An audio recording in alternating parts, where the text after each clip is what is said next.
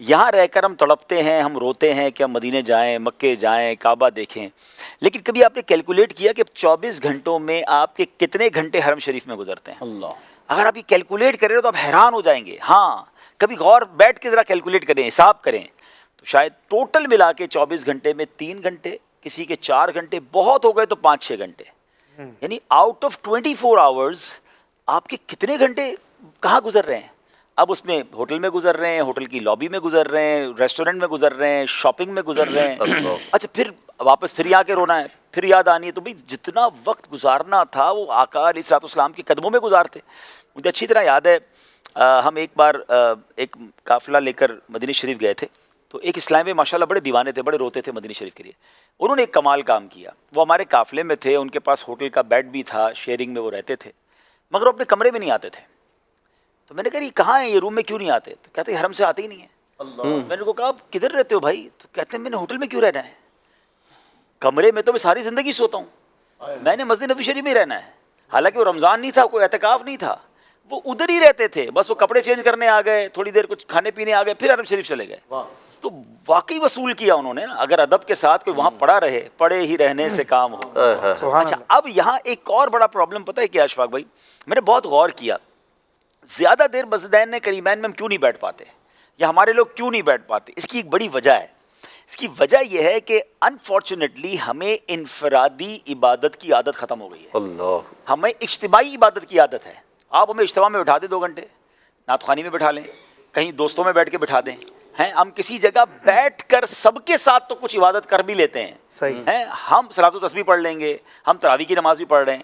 ہم اکیلے بیٹھ کر 1 گھنٹہ کبھی اپنے پاکستان میں عبادت کی ہے؟ 1 گھنٹہ بیٹھ کر تلاوت کی ہو, تسبیح پڑھی ہو, کوئی فکر آخرت کی ہو.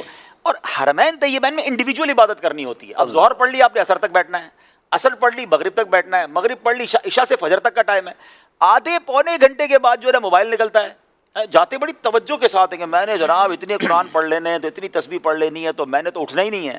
15-20 منٹ کسی کا ٹیمپرامنٹ چلتا ہے, کسی کی آدھا گھنٹہ بیٹری چلتی ہے, کسی 1 گھنٹہ چل جاتی ہے, عادت نہیں ہے, عادت نہیں ہے. اب اس کے بعد وہ موبائل نکلے گا. اچھا اس کے بعد دوست تلاش کریں گے, یار کوئی ہے کوئی جس کے ساتھ جا کے بیٹھوں باتیں کروں. حرم شریف کے اندر بھی فضول باتیں ہو رہی ہوں گی, سیاست پر باتیں ہو رہی ہوں گی, حالات حاضرہ پر بڑی بڑی آواز میں کہہ لگائے جا رہے ہوں گے. اچھا ایک تو پرابلم یہ ہے کہ کچھ لوگ یہ سمجھتے ہیں کہ اوورسیز کال کرنے کے لیے آواز بھی اوورسیز والی چاہیے. اچھا تو وہ حرم شریف سے جب پاکستان بات کرتے ہیں نا, تو میرا خیال ہے 500-600 نوازی سن دو, ہلو ہلو, ایسا لگ رہا ہے پاکستان آواز پہنچا رہے ہیں. اچھا ارے فون کے بغیر پہنچا رہے ہیں, وہ ایسا سمجھ بغیر فون کی آواز اسلام آباد یا گجرانوالہ پہنچ رہی ہے, تو وہ اتنا چیخ رہے ہوں گے. اچھا پھر وہ جو باتیں ہو رہی ہے سب سن رہے ہیں, او بچے دا کی حال ہے, تو فلاں کیا کر رہا ہے, تو وہ سو گیا کہ نہیں سویا؟ رہے بھائی وہ سو گیا, ادھر والے اٹھ گئے, ٹھیک ہے نا. تو اتنی بڑی آواز میں یہ سوتا ہوا جاگ گیا, وہ برابر والا سویا والا جاگ گیا, وہ بچے کا سلانے کی بات کر رہے ہیں. تو یہ اتنا بڑا مسئلہ ہے. اچھا پھر اس فون کا جو اشفاق بھائی غلط استعمال ہو رہا ہے, کاش یا تو فون چھوڑ کے چلے جائیں, یا ایٹ لیسٹ ہوٹل میں رکھ کے آ جائیں, یا کم از کم حرم شریف کے اندر وہ چھوٹا والا ایک فون لے جائیں جس میں ویڈیو اور یہ سوشل میڈیا نہ ہو.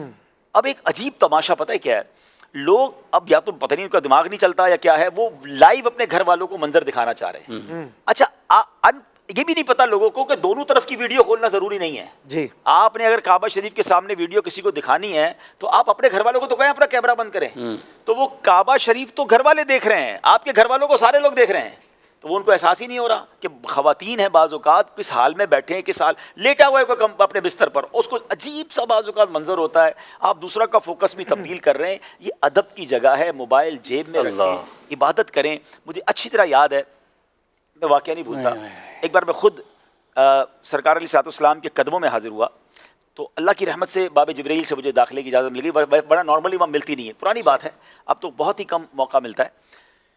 تو میں عین قدموں میں جا کر میں نے نوافل وغیرہ پڑھنے تھے, میں نماز پڑھنی تھی شروع کی میں نے, تو میرے بالکل آگے ایک صاحب بڑے خشوع و خضوع کے ساتھ, ماشاءاللہ چہرے پہ داڑھی بھی تھی, اور وہ تسبیح نکال کر پڑھ رہے ہوں گے یا دعائیں کر رہے ہوں گے. میں ان کے پیچھے نماز پڑھنے لگا, پتہ نہیں ان کو تھوڑی دیر بعد کیا ہوا, ان کو سمجھ پڑ گئی, انہوں نے پیچھے مڑ کے مجھے دیکھ لیا. اب جب دیکھ لیا نا, تو اب انہوں نے باقاعدہ اپنا موبائل نکالا, اور اب وہ جو سیلفی والا انداز ہوتا ہے نا, وہ شروع ہو گئی. میں نماز پڑھ رہا تھا, نماز میں ویسے ہی بندے کا دھیان بٹتا ہے. نماز پڑھنے کے بعد میں دیکھتا رہا, پھر میں نے اس کے کان میں ایک بات کہی, کاش یہ بات تمام زائرین کو سمجھ آ جائے.